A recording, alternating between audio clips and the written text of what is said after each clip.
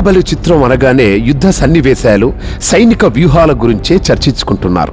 కథ సామాన్యంగా ఉన్నా, కథనం పేలవంగా ఉన్నా, యుద్ధ సన్నివేశాలు మాత్రం జీవితంలో ఒక్కసారైనా చూడవలసిందే అంటున్నారు. గ్రాఫిక్స్ ని, స్పెషల్ ఎఫెక్ట్స్ ని రాజమౌళి ఉపయోగించుకున్న తీరు తెలుగు సినిమాను మరో మెట్టు పైకి తీసుకువెళ్తుందన్నది సినీ పండితుల మాట. కానీ గ్రాఫిక్స్ అన్న మాటే తెలియని రోజుల్లో మన తెలుగు దర్శకులు యుద్ధ సన్నివేశాలను చిత్రించిన తీరును తలుచుకుంటే ఆశ్చర్యం కలగక మానదు. కావాలంటే వీరాభిమన్యు చిత్రంలోని ఈ సన్నివేశాన్ని చూడండి. సుయోధన, మన సైన్యాన్ని సర్పవ్యూహంగా అమర్చి నడుపుతాను, సంసిద్ధం చెయ్యి.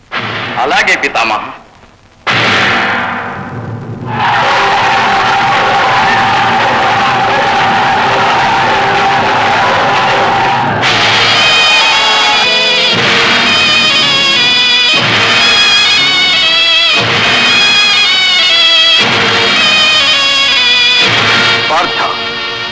పితామహుడు సర్పవ్యూహంతో తారసల్లబోతున్నాడు. నీవు నీ బలగాన్ని గరుడ వ్యూహంగా నిర్మించి తలపడు. అలాగే బావా.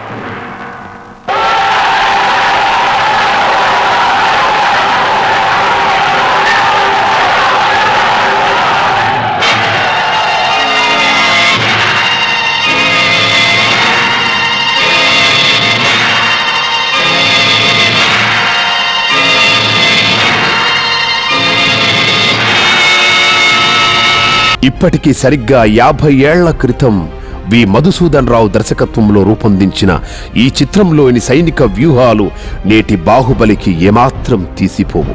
కథానాయకుడు చనిపోతాడని తెలిసిన జనం విరగబడి ఆ చిత్రాన్ని చూశారంటే అందులోని యుద్ధ సన్నివేశాలదే ముఖ్య పాత్ర. వీరాభిమన్యునే కాదు, భారత రామాయణ ఇతిహాసాల ఆధారంగా రూపొందిన ఎన్నో తెలుగు చిత్రాలకు యుద్ధ సన్నివేశాలే పతాక స్థాయిలో నిలిచాయి.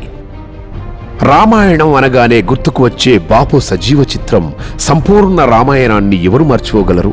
అందులో కుంభకర్ణుడు నిద్రలేవగానే శత్రువుల మీద విరుచుకుపడే సన్నివేశాలను ఇప్పటికీ పెద్దలు కూడా పిల్లలుగా మారిపోయి కేరింతలు కొడతారు. ఇక పోరు అన్న మాట వినగానే గుర్తుకు వచ్చేది పల్నాటి యుద్ధం. ఈ చిత్రంలో యుద్ధానికి కాలు దువ్వుకునే సమయంలో పాత్రలు చెప్పే పద్యాలు పామరులను సైతం మెప్పించాయి. గర్భశత్రువు కాని కరుణింపుడన్నచో నెనరూని వాని మన్నింపవలయు, పసిపాపవలె భయం పడి యుద్ధరంగాన వ్రేళ్లు చీకిన వాని విడువవలయు, ఆ తలగొట్టి చెత్తునని నలుగురిలో జవధమ్ము చేయు విఖ్యాత పరాక్రమ ఇరుడవా మిడినేలపు కర్రకొంక రము ఎసల గూలులో తెలియను ఈ నరసింహుని బారుటీటకు నీ తల గుచ్చి పంపెదను నీ ప్రియురాలు అలా సారి ఇంటికి. ఇప్పుడు చెప్పండి, యుద్ధ సన్నివేశాలు తెలుగువాడికి కొత్త, లేక ఇప్పటి వరకు ఉన్న చిత్రాలన్నింటికంటే నిజంగానే బాహుబలిలోని యుద్ధం గొప్పగా నిలిచిందా? మీ కామెంట్స్ ని మా ద్వారా పంచుకోండి.